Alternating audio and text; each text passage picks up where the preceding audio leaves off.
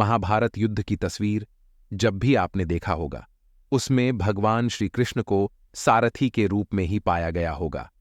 दरअसल महाभारत के महायुद्ध से पहले ही श्री कृष्ण ने कह दिया था कि वह महाभारत के महायुद्ध में शस्त्र नहीं उठाएंगे और न युद्ध करेंगे। पूरे महाभारत के दौरान कई विषम स्थितियां आईं, लेकिन श्री कृष्ण स्थिर चित्त बने रहे और उन्होंने अपना सुदर्शन चक्र नहीं चलाया, न ही किसी से युद्ध किया।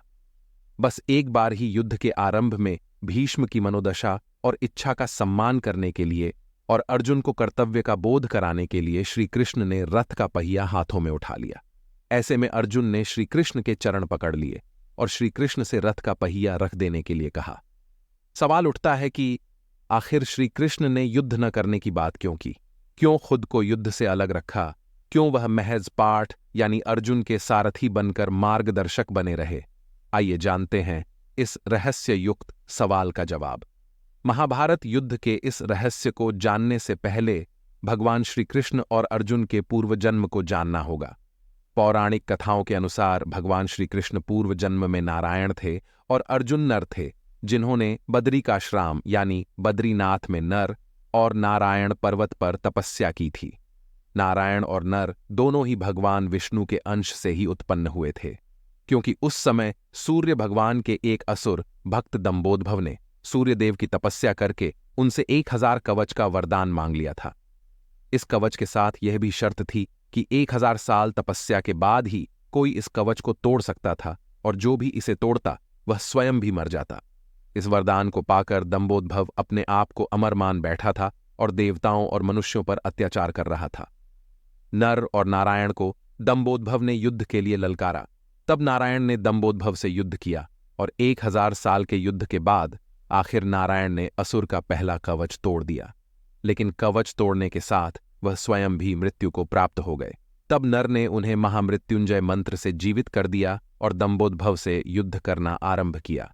यह युद्ध भी 1000 साल चलता रहा और नर ने असुर का दूसरा कवच तोड़ दिया। इस बीच नारायण ने 1000 साल की तपस्या पूरी कर ली और दंबोदभव से युद्ध करने लगे। इस तरह से बारी बारी युद्ध करते हुए नर नारायण ने दंबोदभ असुर के 999 कवच तोड़ डाले। जब अंतिम कवच रह गया तब वह असुर सूर्यदेव के पीछे जाकर छुप गया। सूर्यदेव ने अपनी शरण में आए भक्त को नर नारायण से बचा लिया, लेकिन खुद को नर नारायण के शाप से नहीं बचा पाए। नर नारायण ने सूर्यदेव से कहा कि आपका यह भक्त द्वापर में आपके अंश से उत्पन्न होगा और तब आपको अपने पुत्र की मृत्यु का शोक भोगना पड़ेगा।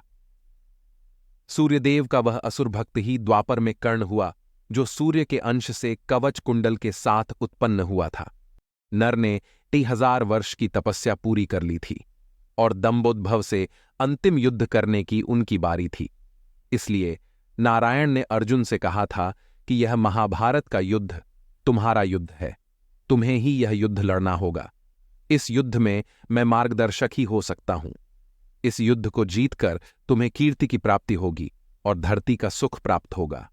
तुम अपना युद्ध नहीं लड़ोगे तो मैं भी तुम्हारी मदद नहीं कर पाऊंगा, क्योंकि कर्ण का वध तो केवल अर्जुन ही कर सकते थे, क्योंकि सूर्य के वरदान के कारण दंबोदभव को वही मार सकता था जिसने 1000 वर्ष तपस्या की हो, और कर्ण अगर जीवित रह जाता तो महाभारत युद्ध पांडव नहीं जीत पाते।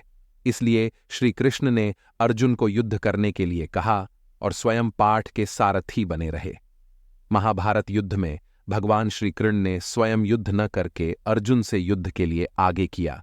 इसके पीछे एक रहस्य यह भी है कि भगवान कहते हैं, मैं तो मार्गदर्शक हो सकता है, बुद्धि रूपी रथ का सारथी हो सकता हूं, लेकिन हर व्यक्ति का जीवन में अपना अपना युद्ध होता है और जो अपना युद्ध स्वयं नहीं लड़ सकता है, भगवान भी उसकी मदद नहीं करते हैं। इसलिए हमेशा यह समझना चाहिए कि जब युद्ध हमारा है तो यह हमें ही लड़ना होगा। ईश्वर हमारे बदले आकर युद्ध नहीं लड़ेंगे।